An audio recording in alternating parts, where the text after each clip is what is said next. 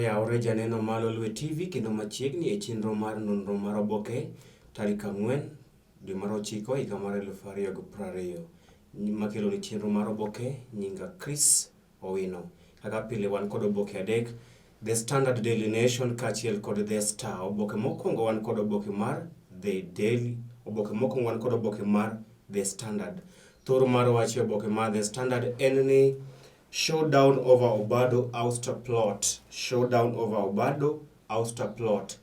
En yuaro kod lweny e kind duond od bura mar ODM kachiel kod gavana ma Migori Zachary Okoth Obado e wi chenro mar duond bura mar ODM mar thiche oko mar apisi kaluwore kod mibadhi mitudego e kindegi.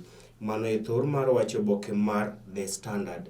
Yuaro e kind duond bura mar ODM kachiel kod gavana ma Migori Zachary Okoth Obado kaluwore kod chenro mar duond bura mar ODM mar thiche oko e wi wechego mag mibadhi. Oboke mar ariyo lose wi weche mag limbe manya pacho kata domestic tourism ma iwacho ni ok dhi mi iti kod omenda mathoth, to kata kamano idhi yudo mor e kuonde ma idhi timo limbe kaka achiel kuom chenro mar go konyo migawo mar limbe e pacho kae. Iwacho ni moko kuom gwenge minyalo dhi time limbe kendo yud mor mokalo kitiyo kod omenda matin gin kaka gwenge mag Masai Mara ma kidhiyo to kidhi tiyo kod omenda mathoth, kata kamano idhi wuok ka in kod mor.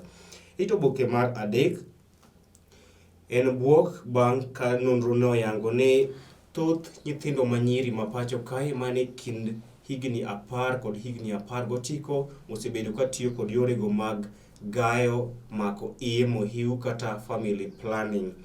Ma en ler mane owuok odiochieng' manyoro kamiwacho ni kaunti ma Nakuru maromo jopuonjre matindo manyiri maromo 17,994 mane kind higni 10 kod higni 19 e kaunti no ma Nakuru tiyo kod family planning kata wechego mag gayo mako iye mohiu. Magi gin nyithindo matindo manyiri ma jopuonjre mane bwo higni 10 kod 19 matiyo kod family planning kata weche mag gayo iye mohiu kata contraceptives e kaunti no ma Nakuru. Oboke mar 4 lose wi yuarok kod lweny e kind duond od bura mar ODM kachiel kod gavana ma Migori Zachary Okoth Obado e chenro mar duond bura mar ODM mar thiche oko e apisi kaluwore kod wechego mag mibadhi. Mabiro bang' ka duond od bura mar ODM nyocho kwayo MCS mage maok e kaunti ma Migori mondo othich oko gavana Okoth Obado e wi weche mag mibadhi mitudego.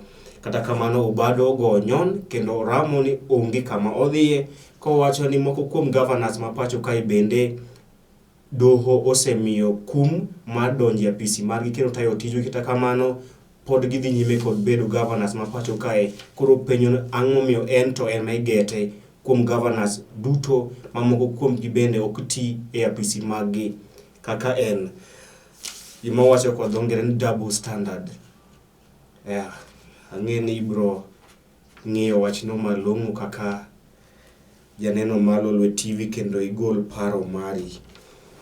Oboke mar 5 lose wi mibadhi mokwako duol mar KEMSA kamiwacho ni odiochieng' manyoro ne en odiochieng' ma yuarok e kind jotelo madito mar KEMSA e kinde mane oluongi kod komiti mar od bura mochung' ne weche mag thieth e pacho kae mondo giler kata giwach maging'eyo e wi mibadhi mitudogo duol mar KEMSA. Kendo iwacho na jotelo kaka jatelo maduong' mar KEMSA e pacho kae mano Jona Manjari nyoro dhoge omoko e kinde mane ong'ise ni oler malong'o gimomiyo ne ok otiyo kod chike mag procurement e kinde mane ochiwo tenders ne duol mar KEMSA. Mano ni oboke mar 5 inyalo nyiewo oboke ni mondo isom malong'o e wi mibadhi mokwako duol mar KEMSA e pacho kae. Oboke mar 8 Senator ma Elgeyo Marakwet Kipchumba Arap Murkomen owacho ni ok ong'eyo gima nodhi marach e kind Ker Uhuru Kenyatta kachiel kod ogai ma ODM kachiel kod Ker Uhuru Kenyatta e pacho kae. Kipchumba Murkomen wacho ni ok ong'eyo gima nodhi marach, gino marach kata gima noketho osiep kind Uhuru Kenyatta men ker kaachiel kod jalupne William Ruto. Murkomen wacho ni jotelo gi noherore mokalo chakruok higa mar 2002, higa 2013 kaachiel kod yiero maduong' mar higa 2017. Kata kamano weche nolokore kendo nowacho ni okia gima noketho osiep mane ni kind ker Uhuru Kenyatta kaachiel kod jalupne William Samoei Arap Ruto. Kendo nowacho ni oganda ma pacho kae kik rwako gai ma ODM Raila Odinga yuaro kind ker Uhuru Kenyatta kaachiel kod William Ruto, kowacho ni Uhuru Kenyatta monego bed ni loso kod Ruto kar luongo nying Raila kata kar johera gi luongo nying Raila ewi kethruok mar osiep mokwako duond bura ma Jubilee. Ito Oboke mar 10 lose wi nonro mane oyango ni dhoudi 5 kuom dhoudi 46 ma pacho kae ema omako lemo madito e piny owacho. Dhoudi 5 ema omako lemo madito e migepe mag piny owacho ma pacho kae. Dhoudi go gin kaka dhoot mar Kikuyu, dhoot mar Kalenjin, dhoot mar Luo, dhoot mar Jokamba, Waluya kaachiel kod Jo-Kisii. Miwacho ni ema omako lemo madito e migepe mag piny owacho e kinde ma dhoudi kaka mag Rendile mayudre nyanduat mar Kenya onge kata jadit achiel margi e migepe mag piny owacho. Dhoudi kaka mag Jo-Swahili kaachiel kod Pokot bende mana kod jatelo achiel kende e migepe mag piny owacho. Kinde ma dhoudi kaka mag Jo-Kikuyu, oganda Luo, oganda Waluya, oganda Wakamba kaachiel kod oganda Jo-Kisii to telo ne migepe mathoth e piny owacho. Mane nonro mane ogol kod jatend migawo mochung' ne jotich ma pacho kae mano Mikae Margaret Kobia e kinde mane ochopo e nyim od bura mar Senate. Ito Oboke mar 12 lose wi chenro mar keto kwe kendo riwo ogendni mawuok e kaunti ma Baringo. Pach jondiko kaachiel kod pach josomo ni Ito Oboke mar 14, 15, 16 kaachiel kod Ito Oboke mar 17. Weche mag ohala. Oboke mambalang' mar Dusa. Kin ng'ama miyo, ng'ama rawera, idwaro ng'eyo weche mag jothumbe ma pacho kae, jothumbe mawuok e pinje maoko kod weche mag Dusa. Inyalo nyiewo The Standard mondo inyikaw oboke mar Pulse Magazine malose wi weche mag rwakruok, weche mag ber, jothumbe mago ma pacho kae mano jothumbe mag muziki wa kizazi kipya kata the millennial generation ni Ito Oboke mar The Standard. Tok oboke mar The Standard wan kod weche mawuok e pinje maoko kaachiel kod weche mag tuke. Kalingoni alidha moko kuom weche mag tuke. Ito Oboke mar 40 kwayo mos. Ito Oboke mar 37 mar The Standard lose wi jatugo mar ahuma mar opich tennis e piny mangima miluongo ni Novak Djokovic mane odhi nyime kod tugo maber odiochieng' manyoro.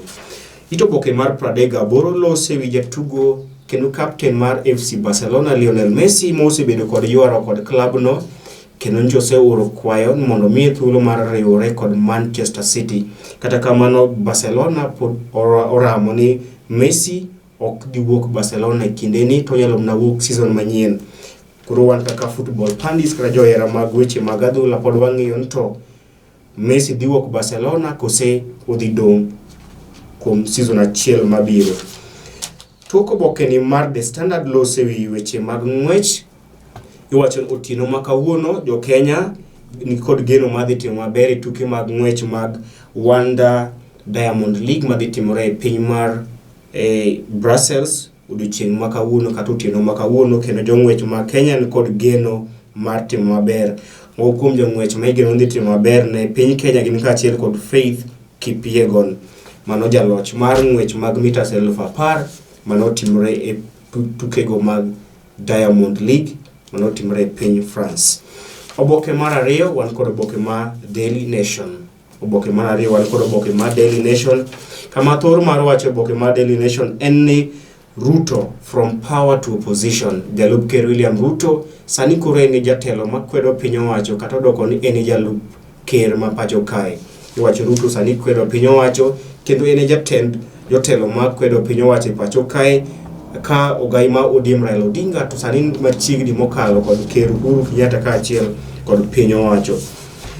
Ito oboke mar ariyo lose wi tuo mar COVID-19. Ito oboke mar ang'wen, Council of Governors mano duol mochung'ne governors ma pacho kae nowacho ni ginyalo dhi chungo chenro duto mag piny owacho mag counties ma pacho kae ponono ni od bura mar Senate okochopo winjruok e formula mar pogo counties omenda kochopo tarik 17 dweni. Ler mane ogol kod jakom mar COG mano governor ma Kakamega Wycliffe Ambassa Oparanya kama ne owacho ni piny owacho mag counties duto 47 ma pacho kae dhi chungo chenro magi ponono ni od bura mar Senate okochwalo kata okong'ado bura kendo chopo winjruok e wi formula mar pogo counties omenda kochopo tarik 17 dweni.